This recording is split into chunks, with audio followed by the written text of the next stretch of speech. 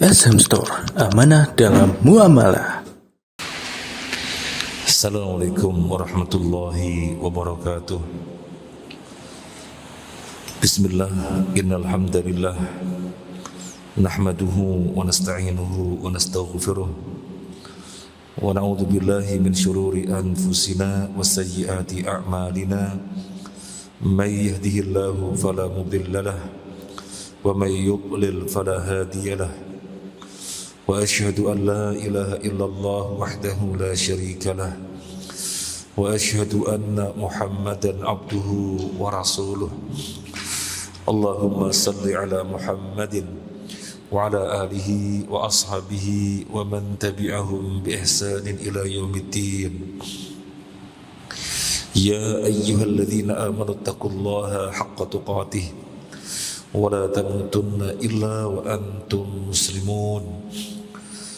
Ya ayyuhan nasu taqu rabbakumul ladzi khalaqakum min nafsin wahidah wa khalaqa minha zawjaha wa batha minhuma rijalan katsiran wa nisaa'a wattaqullaha alladzi tasaaluna bihi wal arham innallaha kana 'alaykum raqiba.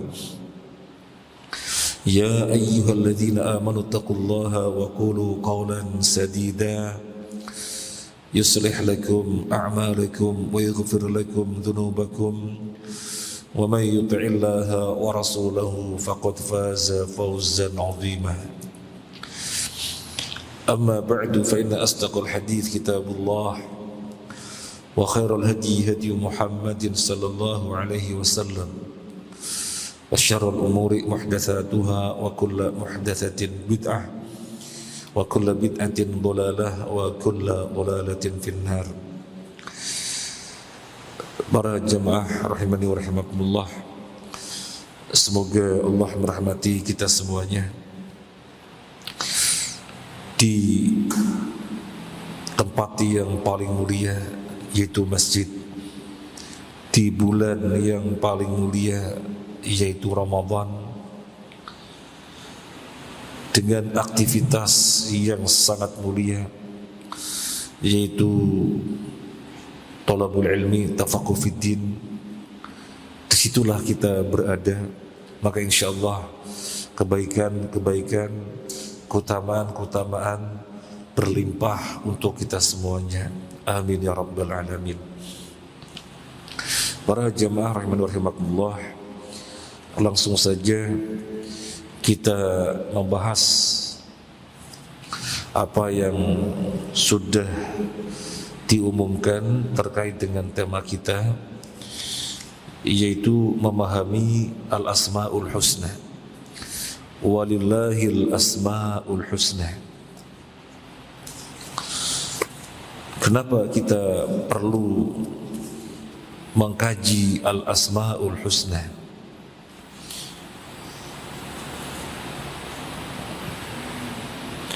Kenapa kita perlu mengenali nama-nama Allah? Jawabannya adalah, soalnya Allah tidak boleh dikenali secara global. Allah dikenali secara global begitu saja tidak boleh. Allah harus dikenali secara rinci, dan Allah bisa dikenali secara rinci melalui nama-nama dan sifat-sifatnya. Yang mengenali Allah secara global itu orang kafir. Orang kafir hanya mengenali Allah dengan nama Allah itu saja. Ar-Rahman, Ar-Rahim, Al-Malik, Al-Quddus, As-Salam, Al-Mu'min. Mereka tidak mengenali. Yang mereka kenali hanya satu nama saja, yaitu Allah. Makanya disebutkan di dalam surat Al-Furqan ayat 60, A'udzu billahi minasyaitonir rajim. Wa idza qila lahum isjudu lir-Rahman qalu wa mar-Rahman. Kalau dikatakan kepada mereka, kepada orang-orang kafir, sujudlah kalian kepada Ar-Rahman. Mereka menjawab, siapa itu Ar-Rahman? Karena mereka mengenali hanya Allah, lafaz Allah, nama yang berupa Allah itu saja. Biasa di dalam kesehariannya mereka memulai pekerjaan dengan bismillah, bismikallahumma, atau ketika bersumpah, wallahi warabbil Ka'bah, demi Allah Tuhannya Ka'bah. Biasa menyebut Allah karena itu saja yang mereka kenal. Ar-Rahman tidak dikenal, dan nama-nama yang lain Ar-Rahim, Al-Malik, Al-Qudus tidak kenal. Maka dalam Al-Furqan ayat 60 ini Allah menginformasikan kepada kita bahwasanya mereka kalau disuruh sujud kepada Ar-Rahman, mereka menjawab, siapa itu Ar-Rahman? Kemudian di dalam hadis yang dikeluarkan oleh Imam Al-Bukhari dan oleh Imam Ahmad, ketika itu terjadi perjanjian Hudaybiyah dari pihak orang kafir diwakili oleh Suhail bin Amru yang waktu itu masih kafir radhiyallahu an. Nabi sallallahu alaihi wasallam perintahkan kepada Ali bin Abi Thalib radhiyallahu an, Ali, tulis Bismillahirrahmanirrahim. Kemudian apa kata Suhail bin Amru? Tulis saja Bismillah. Jadi Suhail bin Amru gak kenal Ar-Rahman Ar-Rahim. Apa Ar-Rahman Ar-Rahim? Tulis saja Bismillah. Sebenarnya para sahabat marah ketika harus dibuang Ar-Rahman dan Ar-Rahim. Tetapi Nabi SAW mengatakan, iya Ali, tulis saja Bismillah. Karena ini sedang mengadakan perjanjian untuk menemui, untuk mendapatkan kesepakatan di antara dua pihak. Jadi ini riwayat juga menunjukkan orang kafir tidak mengenali Allah kecuali secara global saja, tidak secara rinci. Maka untuk membedakan Muslim dari orang kafir, Muslim harus mengenali Allah secara rinci. Dan Nabi SAW memerintahkan kita agar kita mengkaji Al-Asma'ul Husna, dan Nabi menyatakan dengan reward, dengan stimulus, dijamin masuk surga. Di dalam hadis yang diriwayatkan oleh Abu Hurairah, dikeluarkan oleh Imam Ibnu Hibban dan Al-Hakim, Nabi SAW bersabda, Inna lillahi tis'atan wa tis'ina isman mi'atan illa wahidah man ahsaha dakhalal jannah. Sesungguhnya Allah memiliki 99 nama, alias 100 kurang 1, yang barang siapa menghafalnya niscaya masuk surga. Ini reward, stimulus agar kita termotivasi, terdorong, terlecut untuk mempelajari Al-Asma'ul Husna. Siapa menghafalnya, kata Nabi, dijamin masuk surga. Tetapi tentunya di sini yang dimaksud bukan sekedar menghafal lafaz-lafaznya, bukan sekedar menghafal lafaz-lafaznya saja. Ar-Rahman, Ar-Rahim, Al-Malik, Al-Qudus, As-Salam, Al-Mu'min, Al-Muhaimin, Al-Aziz, Al-Jabbar, Al-Mutakabbir, Al-Khaliq, Al-Bari, Al-Mustaghfir, Al-Ghaffar, Al-Qahar. Bukan sekedar menghafal lafaz-lafaznya, tetapi juga paham maknanya dan berdampak di dalam kehidupannya. Karena yang paham maknanya dan berdampak di dalam kehidupannya, niscaya dia menjadi sesoleh-solehnya orang. Faktor kesolehan inilah yang merupakan faktor untuk masuk surga. Kemudian misalnya ada pertanyaan, apakah nama Allah jumlahnya hanya 99? Tidak. Nama Allah jumlahnya bukan hanya 99, tetapi 99 ini yang disayembarakan. Selain yang disayembarakan tentunya masih banyak. Terus apa maksudnya 99 ini yang disayembarakan? Kalau kita perhatikan secara bahasa,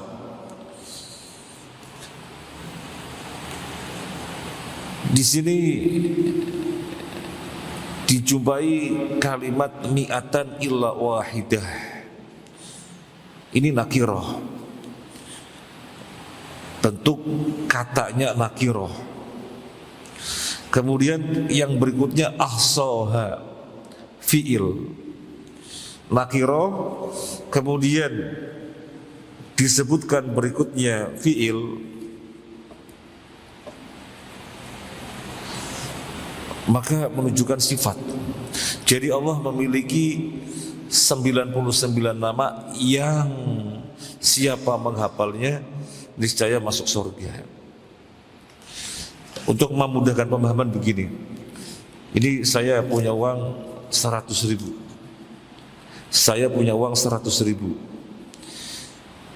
Siapa yang bisa jawab saya kasih. Apa berarti uang saya cuma 100.000? Ya tidak. Kita lihat di dompet masih ada yang lainnya. Jadi saya punya 100.000, maksudnya yang disayembarakan. Allah memiliki nama 99 alias 100 kurang 1, yang siapa menghafalnya niscaya masuk surga, itu yang disayembarakan. Di luar 99 masih banyak. Dan kalau kita hitung nama-nama yang disebutkan dalam Al-Quran, nama-nama yang disebutkan di dalam hadis, tentunya tidak sekedar 99, dikumpulin saja mencapai berapa yang tertulis dalam Al-Quran dan hadis. Jadi memang di sini maksudnya 99 itu yang disayembarakan. Kemudian para jemaah rahimani wa rahimakumullah, di dalam mempelajari al-asma wa sifat, nama-nama dan sifat-sifat Allah, di mana Allah tidak mungkin bisa dikenali secara rinci kecuali melalui nama-nama dan sifatnya, harus berhati-hati. Jangan sampai salah, jangan sampai keliru. Di dalam surat Al-A'raf ayat 180, Allah Azza wa Jalla berfirman, "Walillahil asma'ul husna fad'uhu biha wa dharul ladzina yulhiduna fi asma'ihi sayujzauna ma kanu ya'malun." Allah memiliki al-asma'ul husna, fad'uhu biha, panggil dia dengan al-asma'ul husna tersebut. Wadharu, dan tinggalkanlah oleh kalian alladzina yulhiduna fi asma'ihi, orang-orang yang menyimpang di dalam nama-namanya, yang otomatis menyimpang di dalam sifat-sifatnya.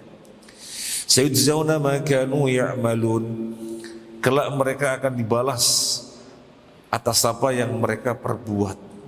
Kelak mereka akan diadab karena apa yang mereka perbuat. Ayat ini menunjukkan dua poin besar. Poin yang pertama adalah kita harus mempelajari al-asmaul husna.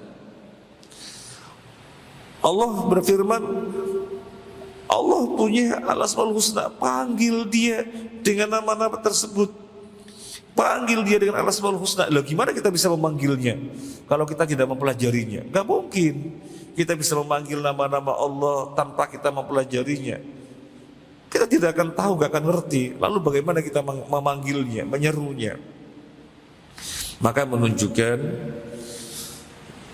kewajiban mempelajari al-asmaul husna.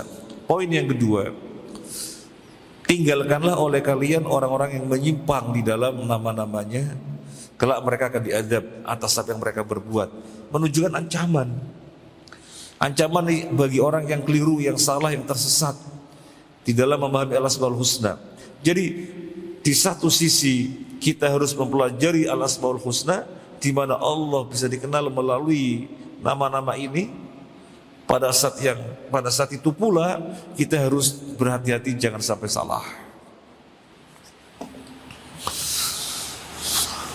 Orang-orang yang menyimpang di dalam masalah nama-nama dan sifat Allah ada 3 kelompok besar. Yang pertama adalah Jahmiyah, yang kedua adalah Mu'tazilah,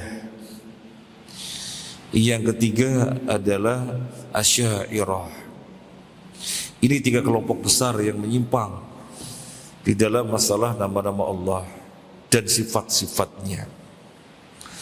Orang-orang Jahmiyah meniadakan nama dan sifat bagi Allah. Jadi mereka memiliki pemahaman Allah tidak punya nama dan tidak punya sifat. Itu Jahmiyah. Kalau Mu'tazilah, mereka meyakini Allah punya nama, tetapi Allah tidak punya sifat.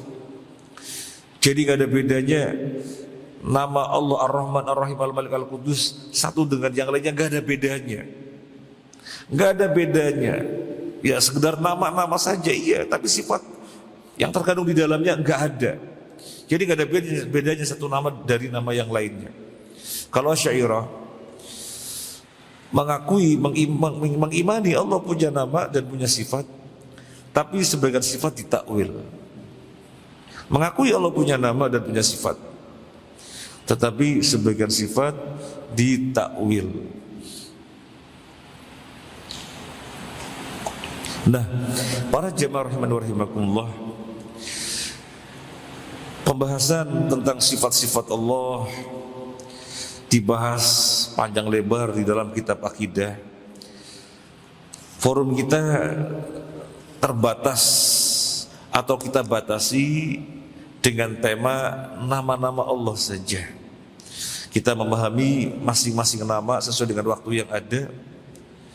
Kemudian apa tadabbur dari nama-nama yang kita pelajari ini. Jadi setiap nama akan kita pelajarinya, akan kita mengkajinya, kemudian setelah itu kita mentadabburinya. Apa yang bisa diambil dengan memahami Allah punya nama ini. Baik, yang pertama kita mengetahui Allah memiliki nama Al-Wahidu. Allah juga punya nama Al-Ahadu. Mana dalilnya? Allah punya nama Al-Wahidu dan punya nama Al-Ahadu. Dalilnya mana? Di dalam Al-Quran disebutkan, limanil mulkul yawm lillahil wahidil qahhar. Limanil mulkul yawm lillahil wahid al-qahhar. Allah menyatakan dirinya punya nama Al-Wahid. Kemudian untuk nama Ahad, di mana dijumpai dalam Al-Quran, Qul huwallahu ahad. Ini diantara dalil yang menunjukkan Allah punya nama Al-Wahid dan Allah punya nama Al-Ahad.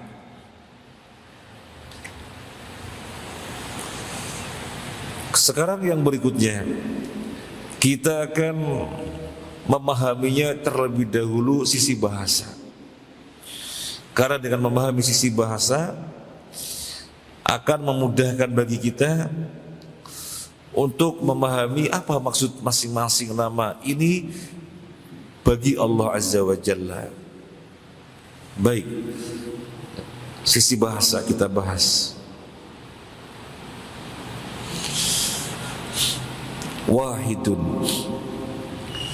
Kalau kita mengatakan wahidun, apa yang ada di sekitarnya?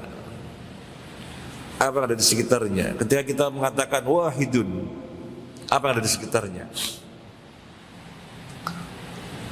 terkait bahasa Arab, karena ini adalah bahasa Arab.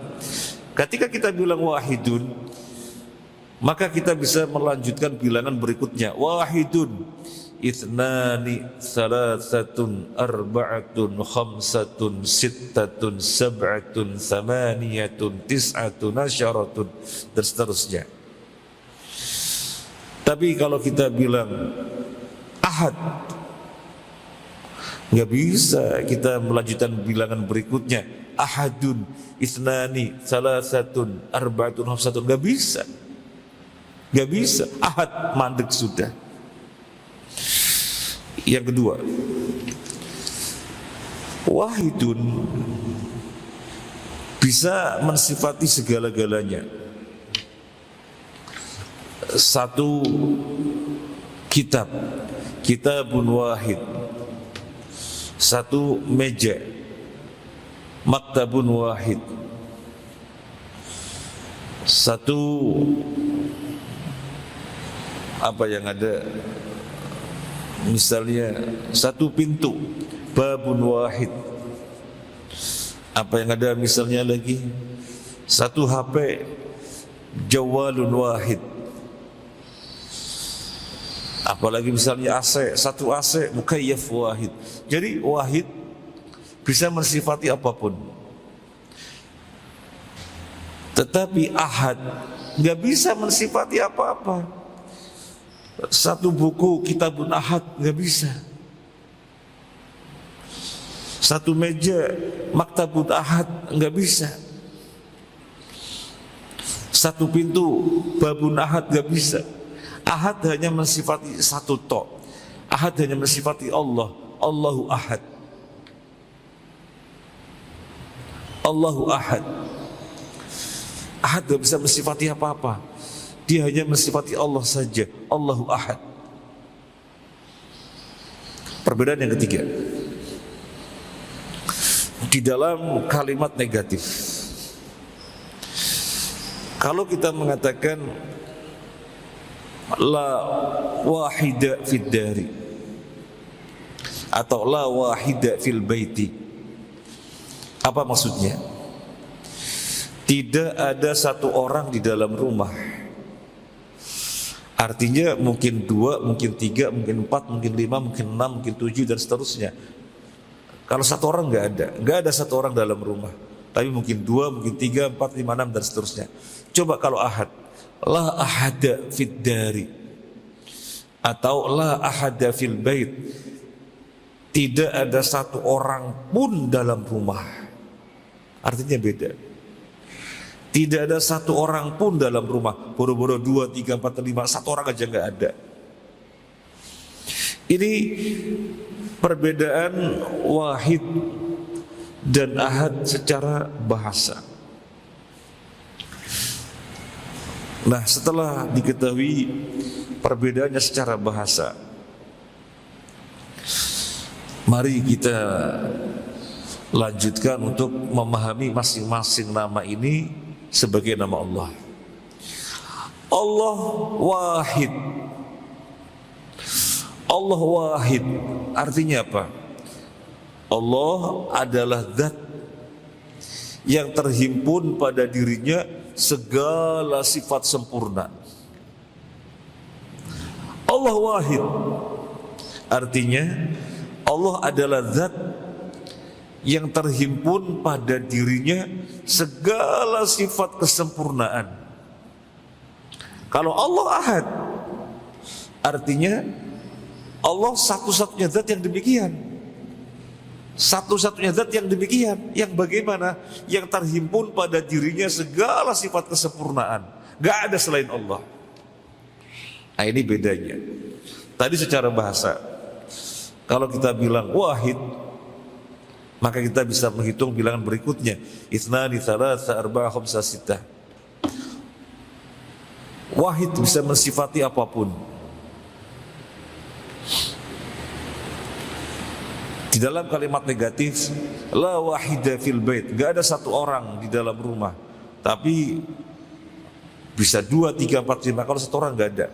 Maka ketika sebagian nama Allah, Allah wahid, artinya Allah zat yang terhimpun pada dirinya segala sifat sempurna. Allah Ahad, artinya Allah satu-satunya zat yang demikian. Allah satu-satunya zat yang demikian, yang bagaimana? Yang terhimpun pada dirinya segala sifat kesempurnaan. Dia satu-satunya zat, yang lainnya tidak ada. Ahad secara bahasa hanya bisa mensifati Allah saja. Ahad di dalam bilangan sudah berhenti, gak bisa kita bilang ahad itsnan salasa, gak bisa. Secara kalimat negatif, la ahadda fil bait, tidak ada satu orang pun di dalam rumah. Maka ketika menjadi nama Allah, Allah Ahad artinya Allah zat, Allah satu-satunya zat yang demikian itu. Yang bagaimana? Yang terhimpun pada dirinya segala sifat kesempurnaan.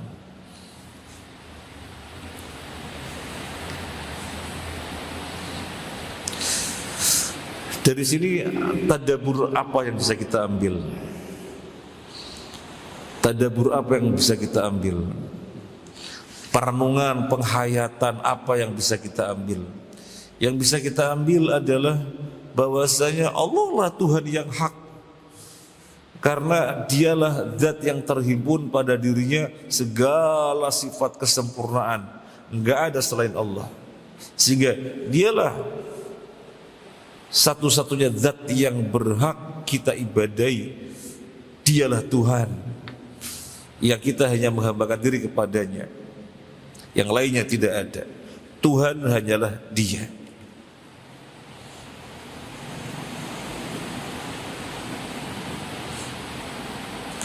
Nah, ini tadabbur yang paling besar, penghayatan, perenungan yang paling besar dari memahami dua nama ini. Sekarang kita melihat nama Allah yang lainnya, Ar-Rahman dan Ar-Rahim.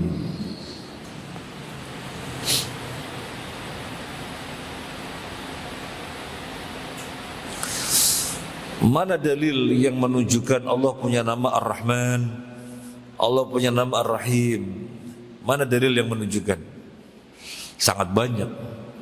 Di antaranya kita baru baca Al-Fatihah saja sudah langsung mendapatkan Alhamdulillahi Rabbil Alamin Ar-Rahmanir Rahim. Nah,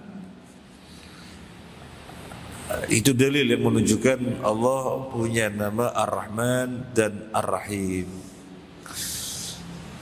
Apa maksudnya Ar-Rahman dan Ar-Rahim sebagai nama Allah?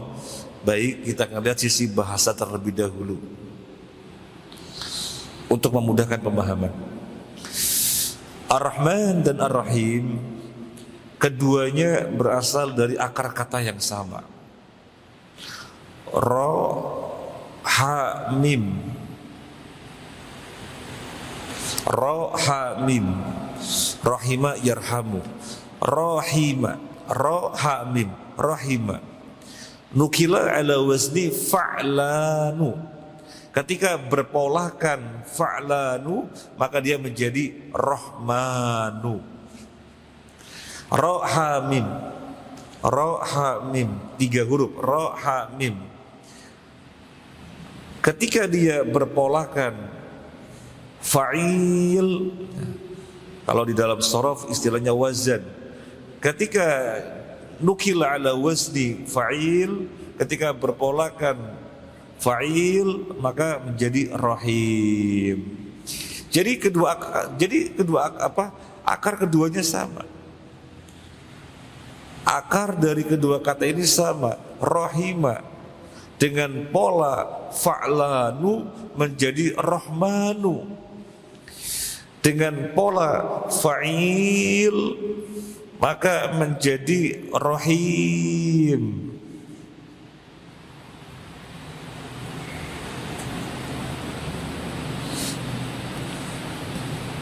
Nah, apa maksudnya? Fa'lanu itu sighah mubalaghah. Artinya bentuk kata yang maknanya lebih maksimal, lebih dalam, lebih mencakup. Lebih maksimal, lebih dalam, lebih kuat, lebih mencakup. Itu wazan fa'lan. Seperti misalnya, kalau saya bilang saya lapar, ana ja'i, artinya saya lapar. Ana ja'i, saya lapar. Tapi kalau saya bilang ana jau'anu, lapar banget. Kalau saya bilang ana atish, saya haus. Biasa, saya haus. Tapi kalau ana atsyanu, saya aus banget. Jadi pola fa'lanu menunjukkan makna yang lebih mencakup, lebih mendalam, lebih kuat, lebih yashmal. Kalau fa'il biasa, rahim biasa. Nah, dari pemahaman bahasa ini, maka makna rahmanu dan rahimu ada perbedaan. Kalau rahim, Allah maha rahmat, tetapi enggak mencakup luas seperti rahmanu. Rahmanu juga maha rahmat, tapi sangat luas. Kalau rahmanu, Allah maha rahmat kepada siapapun, termasuk orang-orang kafir. Tidak ada yang merupakan kebutuhan mereka kecuali Allah penuhin. Tidak ada yang mereka kejar di dunia kecuali Allah sampaikan kepada apa yang mereka kejar. Karena Allah maha rahmat sangat luas. Itu rahmanu. Kalau rahim, Allah zat yang maha rahmat, maknanya khusus orang mukmin. Allah maha rahmat, yang rahmat tersebut khusus untuk orang mukmin.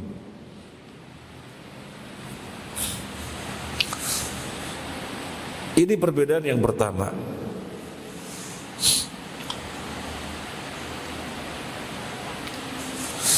Perbedaan yang kedua, Allah Ar-Rahmanu, maksudnya Dia maha rahmat terkait zatnya. Ar-Rahmanu maha rahmat terkait zatnya. Kalau Ar-Rahimu maha rahmat terkait perbuatannya.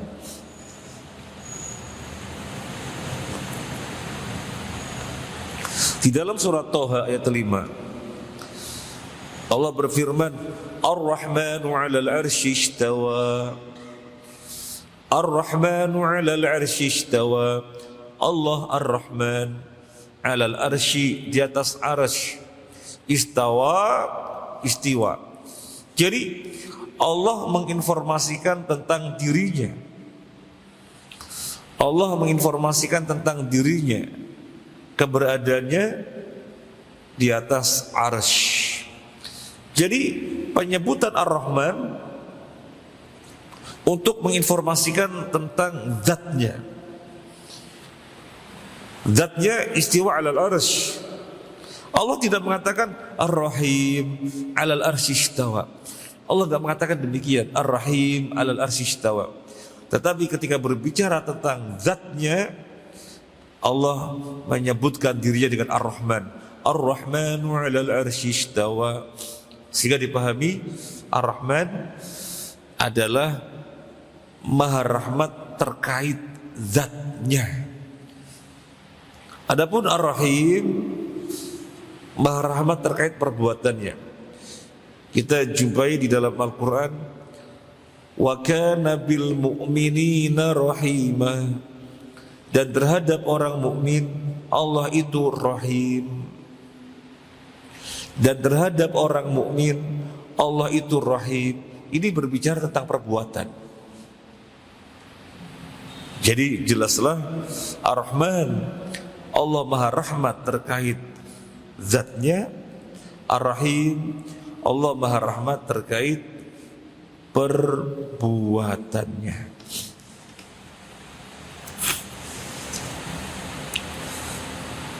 Para jemaah rahimani wa rahimakumullah, ini lebih menjelaskan lagi untuk kita daripada selama ini ketika kita membaca Al-Quran atau Islamic literatur. Ar-Rahman Maha Pengasih, Ar-Rahim Maha Penyayang. Kita masih bingung apa maksudnya pengasih dan penyayang. Tapi dengan penjelasan ini kita menjadi lebih tahu lagi bahwasanya Ar-Rahman, Allah Maha Rahmat terkait dengan zatnya. Ar-Rahim, Allah Maha Rahmat terkait dengan perbuatannya.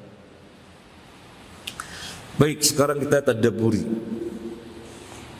Apa yang bisa kita tadabburi, kita hayati, kita renungkan di dalam dua nama Allah ini. Yang pertama, kita mengatakan kepada Allah, ya Allah, orang-orang kafir saja Engkau tidak sia-siakan apa yang merupakan kebutuhan mereka. Engkau penuhi apa yang merupakan kemaslahatan mereka di dunia. Itu orang kafir.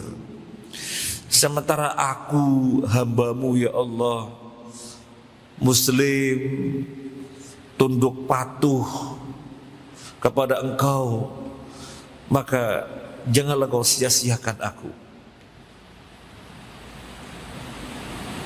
Karena orang-orang kafir saja yang mereka tindak tanduknya selalu berseberangan dengan keridhaan Allah, Allah penuhi apa yang merupakan hajatnya, yang merupakan kebutuhannya. Maka kami sebagai Muslim, orang-orang yang tunduk patuh kepada setiap ketetapanmu, perintah kami berusaha untuk mengerjakannya, larangan kami berusaha keras untuk menjauhinya, maka jangan pernah kau sia-siakan kami ya Allah.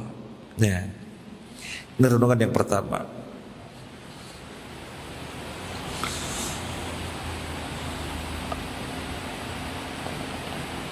Renungan yang kedua,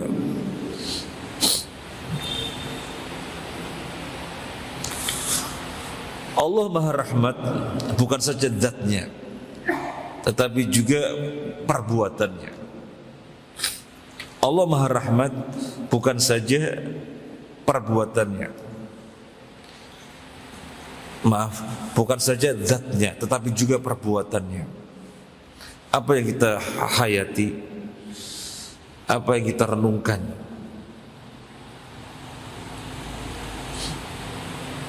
apa yang kita tadabburi.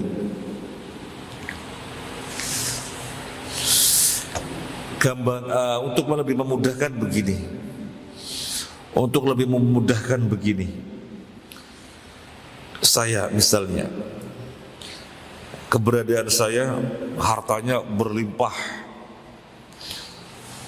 rumahnya banyak, duitnya banyak, batangan-batangan emasnya bertumpuk, fasilitas-fasilitas hidup sangat mewah, kolam renang, pacuan kuda, helikopter punya, gak ada yang tidak dipunya. Itu keberadaan saya misalnya. Artinya secara zatnya demikian. Apakah matching dengan perbuatannya? Saya banyak harta, apa kemudian demikian pula di dalam perbuatannya, sehingga derma, peduli, peka kepada siapapun di sekitarnya yang tidak seperti saya misalnya. Ada orang kekurangan, kita kasih. Ada orang butuh, kita penuhin. Apakah demikian? Kalau iya, berarti matching antara zat dan perbuatan. Sebagaimana Allah Azza wa Jalla Maha Rahmat secara zat dan Maha Rahmat secara perbuatan. Dan berarti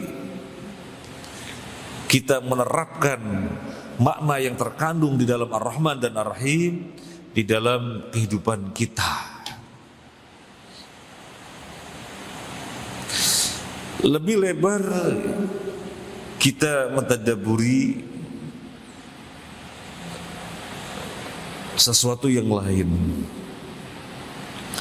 Intinya matching antara zat dan perbuatan, klop antara keberadaan dan tindakan. Misalnya sekedar contoh biar lebih memudahkan. Saya secara fisik kuat, nggak seperti orang lain yang lemah, sering sakit-sakitan misalnya.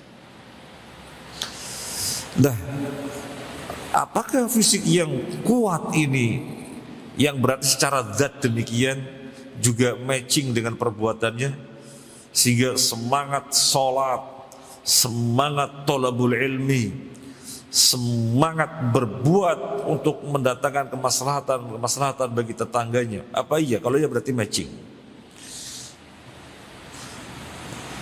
Karena secara keberadaan demikian, kelebihan-kelebihan, maka perbuatan juga menunjukkan kelebihan-kelebihan, tindakan juga menunjukkan kelebihan-kelebihan, matching, klop. Demikian yang bisa ditadaburi dari Ar-Rahman dan Ar-Rahim. Sekarang kita melihat nama Allah yang lainnya. Nama Allah Al-Maliku. Al-Maliku dan Al-Maliku. 3 nama Allah. Yang pertama gak ada yang panjang, Al-Maliku, gak ada yang panjang. Yang kedua mimnya yang panjang, Al-Maliku. Yang ketiga lamnya yang panjang, Al-Maliku. Ketiga-tiganya merupakan nama Allah.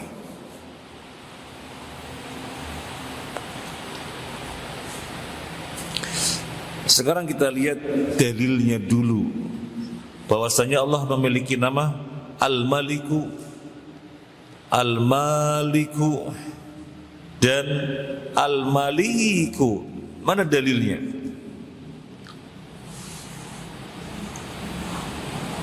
Untuk yang Al-Maliku pendek kita jumpai dalam surat An-Nas. Qul a'udzu birabbin nas, malikin nas, gak ada yang panjang, Malik. Qul a'udzu birabbin nas, malikin nas, itu gak ada yang panjang, Al-Maliku. Kemudian Al-Maliku, mana yang menunjukkan Alhamdulillahi Rabbil Alamin, Ar-Rahmanur Rahim, Maliki Yaumiddin, panjang mimnya, Maliki Yaumiddin, Al-Maliku. Kemudian yang Al-Malik, yang panjang, mana yang menunjukkan? Yang menunjukkan ada dalam surat Al-Qamar ayat 55. Kita baca dari 54-nya. Innal muttaqina fi jannati wa nahar fi maq'adi sidqin 'inda malikim muqtadir. Malik lamnya panjang. Fi maq'adi sidqin 'inda malikim muqtadir. Jadi sudah jelas. Itu diantara dalil dari Nas yang menunjukkan Allah punya 3 nama ini, Al-Maliku, Al-Maliku dan Al-Maliku.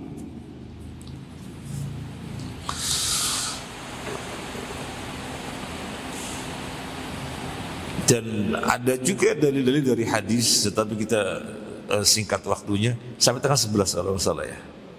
Tengah 11, ya sampai tengah 11, berarti 10 menit lagi. Kemudian sekarang kita akan melihat masing-masing dari 3 nama ini sebagai nama Allah maksudnya apa?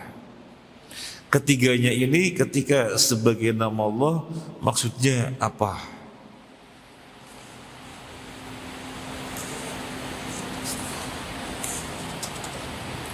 Tetapi tentunya sebagaimana biasanya kita akan lihat sisi bahasa terlebih dahulu. Karena ketika sisi bahasanya bisa kita ketahui, akan memudahkan untuk memahami maksud masing-masing ketika sebagai nama Allah. Yang pertama,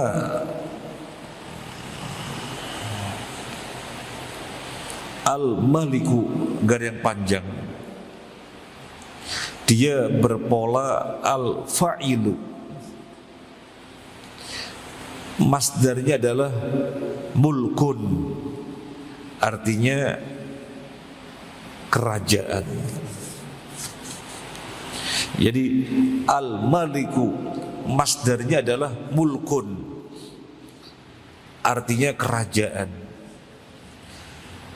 Tapi kalau al-maliku mimnya panjang, berpolakan atau berwazan al-fa'ilu, masdarnya adalah milkun, artinya kepemilikan. Milkun, kepemilikan. Jadi kalau secara bahasa malikin nas, garis panjang, malik garis panjang, dia berasal dari masdar mulkun, artinya kerajaan, sehingga malikin nas yang merajai manusia. Kalau panjang, malik masdarnya adalah milkun, memiliki, sehingga kalau kita baca Al-Fatihah, maliki yaumiddin, zat yang memiliki hari kiamat. Semua orang memiliki apapun yang bisa dimilikinya. Pada hari kiamat gak ada pemilik mutlak kecuali Allah Azza wa Jalla. Yang sebelumnya memiliki kekuasaan, memiliki harta, memiliki apapun yang dimilikinya, itu ketika di dunia. Di akhirat, jangankan fasilitas-fasilitas, baju saja lo gak ada, sandal gak ada, semuanya dalam keadaan tidak berhitam. Maliki yaumiddin, Allah zat pemilik mutlak atas hari kiamat. Kalau sebelum hari kiamat, hari-hari biasa ini, selain Allah yang memiliki, banyak manusia memiliki ini dan yang lain-lainnya. Tapi hari kiamat pemilik mutlak adalah Allah Azza wa Jalla. Karena semuanya dikembalikan kepada Dia, karena Dialah pemilik mutlak.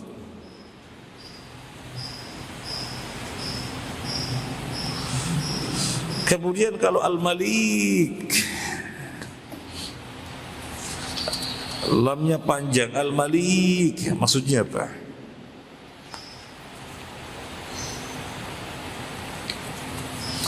Al-Malik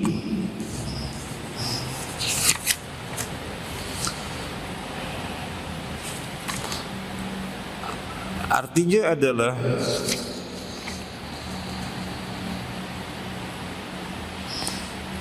dia sighah mubalaghah yang menunjukkan makna maksimal tadi. Sighah mubalaghah, sebagaimana Rahman itu mubalaghah dari Rahim. Nah sekarang Malik, Malik itu sighah mubalaghah, bentuk yang menunjukkan makna maksimal yang mendalam, sehingga artinya Allah lah, artinya menjadikan seseorang memiliki, menjadikan seseorang merajai. Jadi kalau yang pertama Al-Malik berasal dari masdar mulkun, kerajaan. Al-Malik berasal dari masdar milkun, memiliki. Maka Al-Malik menjadikan merajai, menjadikan memiliki. Baik, sekarang kita akan bahas ketiga nama ini sebagai nama Allah. Allah Al-Malik maksudnya apa? Gak ada yang panjang. Allah Al-Malik maksudnya apa? Maksudnya Allah lah zat yang merajai segala sesuatu dengan ketetapan-ketetapannya. Dia berbuat sekehendaknya terhadap apapun. Tidak ada yang bisa menghalanginya dan menentangnya. Segala apapun yang dia kehendaki pasti terjadi. Sebagaimana tidak ada apapun yang terjadi kecuali pasti dengan kehendaknya. Ini yang dimaksud dengan Al-Malik, merajai secara mutlak. Jadi merajai secara mutlak.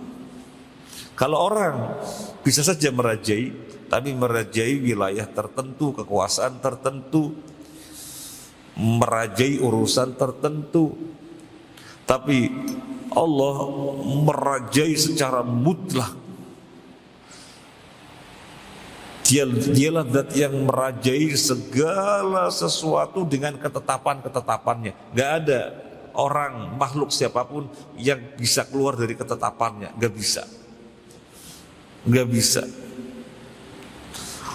Allah tetapkan matahari terbit dari timur, setiap hari mengikuti perintah Allah dari timur. Terbenamnya di barat, dia terbenam di barat. Nanti menjelang kiamat Allah perintahkan, terbitlah dari tempat kamu tenggelam, matahari nurut. Gak ada yang bisa terlepas dari ketetapan-ketetapannya. Berbicara tentang sunnah kauniyah yang lainnya, kalau lapar itu makan, itu ketetapan Allah. Sunnatullah, lapar makan, aus minum, istirahat, capek istirahat. Ini ada orang bisa melawan ketetapan-ketetapan Allah ini, karena dia Azza wa Jalla zat yang merajai secara mutlak. Kemudian apa yang dimaksud dengan Al-Malik? Panjang mimnya. Al-Malik mimnya panjang. Yang dimaksud apa? Dialah zat yang memiliki segala sesuatu secara mutlak.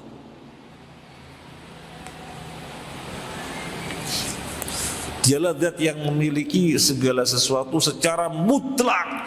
Jadi kepemilikannya mutlak, gak terkait dengan suatu waktu saja, tidak terkait dengan suatu zaman saja, tidak terkait dengan suatu perkara saja, tidak, tetapi mutlak. Dia memiliki seluruh apapun, tidak ada pengertian di luar apapun, sehingga semuanya, apapun dialah yang memilikinya. Kenapa memilikinya secara mutlak? Dari dua sisi. Dia zat yang memiliki apapun secara mutlak dilihat dari dua sisi. Yang pertama adalah bahwasanya dia sendiri yang menciptakan segala sesuatu itu. Dia sendiri yang menciptakan segala sesuatu itu. Jadi apapun yang ada di alam semesta ini, penciptanya adalah Allah. Maka dikatakan dialah yang memilikinya. Karena dia sendiri yang menciptakan, maka dia yang memilikinya. Di dalam kehidupan kita misalnya, para penemu, para pencipta, padahal tidak menciptakan dari tanpa bahan apapun. Sudah ada bahan, tetapi diteliti, jadilah sebuah penemuan, jadilah sebuah penelitian. Kemudian mereka mendapatkan hak paten atas penemuannya, atas temuan ilmiahnya, atau hak paten atas tulisannya.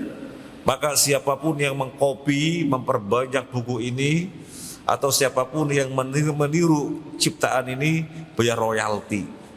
Karena dialah penemunya, dialah penelitinya, dia hak atas royalti. Maka berapa orang mencetak bukunya, dia dapat royaltinya. Berapa penelitian ilmiah dikembangkan, siapa saja yang mengembangkan, bayar royaltinya, karena dia pemiliknya. Nah, apapun yang ada di alam semesta ini Allah yang menciptakannya, maka dia pemilik secara mutlak. Ini sisi yang pertama. Yang kedua, bahwasanya dia adalah pemilik secara mutlak karena dia itu kekal. Dia kekal, tidak fana. Kalau misalnya manusia memiliki, misalnya saya memiliki sepeda motor, iya, apa mutlak? Enggak. Kalau saya mati, kepemilikan bukan ada pada saya lagi, sudah beralih ke ahli waris. Saya punya rumah misalnya, yaitu rumah saya. Tapi lama-lama saya mati, maka kepemilikannya sepanjang hidup saja, tidak mutlak kepemilikannya, karena mati. Sementara Allah, zat yang kekal, maka memiliki segala sesuatunya tanpa batasan. Dua sisi inilah yang menjadikan dia Al-Malik, zat yang memiliki secara mutlak. Sekarang yang ketiga, Al-Malik. Sekarang yang ketiga, Al-Malik. Apa yang dimaksud dengan Al-Malik? Maksudnya adalah dia Azza wa Jalla, zat yang menjadikan siapapun yang dikehendakinya untuk merajai, dan siapapun yang dikehendakinya untuk memiliki. Jadi kalau ada orang merajai sesuatu karena Allah menghendakinya merajai. Kalau ada orang memiliki sesuatu karena Allah menghendakinya memiliki. Kalau Allah tidak menghendakinya merajai, gak pernah dia jadi raja. Kalau Allah tidak menjadikannya memiliki, tidak pernah dia memiliki. Ini Al-Malik. Ini Al-Malik. Dan itu mutlak. Allah mau menjadikan seseorang merajai atas wilayah yang bagaimana?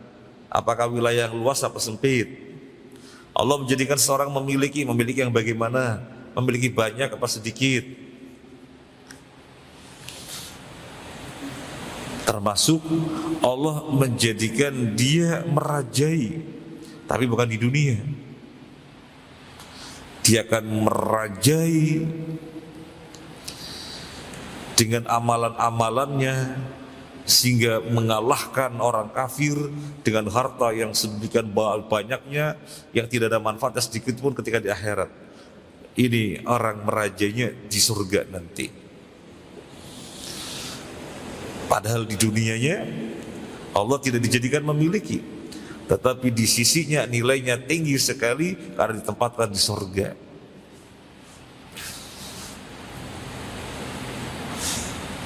Allah menjadikan seorang memiliki segala-galanya. Mulia dia, mulia di dunia.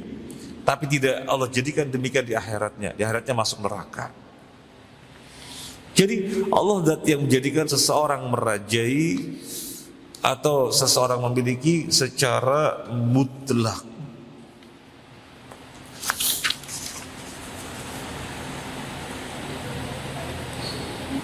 Ada enggak yang merajai secara mutlak dan memiliki secara mutlak selain Allah? Enggak ada. Allah saja. Misalnya ada presiden di suatu negara di muka bumi, dia jadi presiden, maka dia merajai keputusan, kebijakan ditaati oleh rakyatnya, oleh jajarannya. Dia raja, tapi dia tidak memiliki. Ketika sudah selesai masa jabatannya, dia gak bisa ngapa-ngapain lagi karena dia hanya merajai, tidak memiliki. Atau sebaliknya, ada yang memiliki tapi gak bisa memiliki kebijakan-kebijakan luas karena dia hanya sebagai raja saja. Padahal dia sesungguhnya memiliki kerajaan tersebut, tetapi roda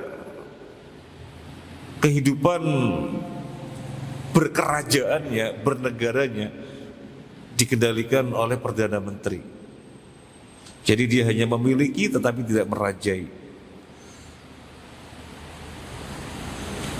Itu kalau skalanya luas, bicara tentang wilayah yang luas. Atau masing-masing kita merajai di tengah-tengah keluarga kita, karena kita suami.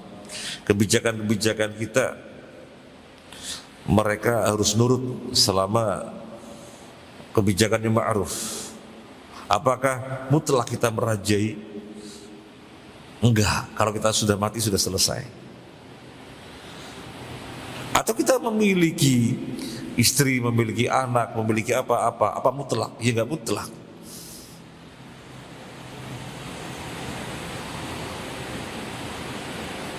Memilikinya enggak mutlak. Kalau misalnya anak memiliki harta benda, anta wa malu kali abika, betul. Kamu wahai anak dan hartamu milik orang tuamu, betul. Tapi apa kemudian orang tua semena-mena memilikinya dan menguasainya? Tidak. Mengambil sebatas yang secara uruf bisa ditolerir. Tapi kalau mengambil keseluruhannya sehingga anak bingung, enggak sampai begitu. Jadi ada batasan memilikinya. Maka pemilik yang mutlak, merajai yang mutlak hanya Allah, termasuk zat yang bisa menjadikan seseorang memiliki, zat yang menjadikan seseorang merajai adalah Allah Azza wa Jalla. Maka dialah Tuhan. Maka dialah Tuhan, satu-satunya zat yang wajib kita beribadah kepadanya, gak boleh kepada yang lainnya. Sehingga dari sini juga harus muncul di dalam jiwa kita keimanan yang semakin meningkat. Ada apa saya menyandarkan kepada seseorang, wong dia kerajaannya gak mutlak kok. Ada apa saya menyandarkan kepada seseorang, wong dia kepemilikannya tidak mutlak kok. Saya hanya sandarkan kepada zat yang kerajaannya mutlak, kepemilikannya mutlak. Bahkan dia yang menjadikan seseorang memiliki, yang menjadikan seseorang merajai. Jadi tenang. Dengan pembagian apapun yang Allah berikan kepada kita, tenang. Tidak lantas tolak-toleh kepada siapa, karena mereka memiliki tidak dengan kepemilikan mutlak. Mereka merajai tidak dengan kerajaan mutlak. Allah lah yang memiliki dan merajai secara mutlak. Kira ini yang bisa kita sampaikan. Tentunya banyak sekali untuk kita sama-sama mengkaji Al-Asmaul Husna, karena yang disayembarakan ada 99. Tadi kita baru mempelajari berapa nama. Al-Wahid, Al-Ahad, Ar-Rahman, Ar-Rahim. Itu 4. Al-Malik, Al-Malik, Al-Malik itu 3. Jadi baru 7. Dan mohon didoakan, saya masih terus menulis dan baru jilid 8. Sekitar 60 nama. Jadi kurang 33-an. Ya dengan waktu yang ada pelan-pelan nulis. Kalau sempat nulis gitu. Dan kita pengen sampai target 99 dan semoga bermanfaat. Ini saja, terima kasih atas kebersamaannya. Mohon maaf atas hal-hal yang kurang berkenan. Subhanakallahumma wa bihamdika asyhadu an la ilaha illa anta astaghfiruka wa atubu ilaik. Assalamualaikum warahmatullahi wabarakatuh.